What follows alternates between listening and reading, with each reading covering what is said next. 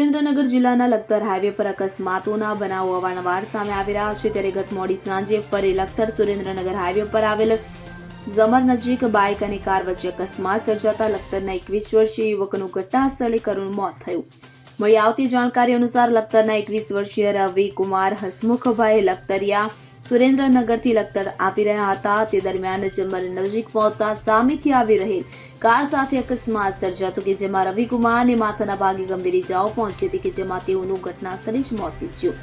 અકસ્માતને પગલે હાઈવે પર ટ્રાફિક જામના દ્રશ્યો સર્જાતા તથા ઘટનાની જાણ લખતર પોલીસને થતા પોલીસ તાત્કાલિક ઘટનાસ્થળે આવી પહોંચી હતી અને ટ્રાફિક હળવો કરી મૃતકના મૃતદેહને પોસ્ટમોર્ટમ અર્થે પ્રાઇવેટ વાહન મારફત લખતર સરકારી હોસ્પિટલ ખાતે ખસેડવામાં આવ્યો હતો.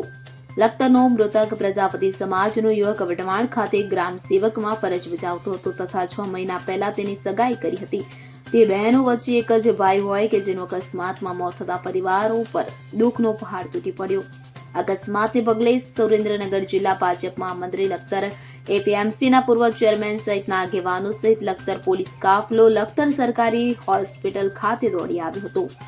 Bureau report CN24 news. હવે જુઓ દેશ દુનિયાની તમામ ખબરો તમારી આંગળીના ટેરવે. ઉઠાવો મોબાઈલ અને Google Play Store પરથી ડાઉનલોડ કરો અમારી CN24 ન્યૂઝ મોબાઈલ એપ.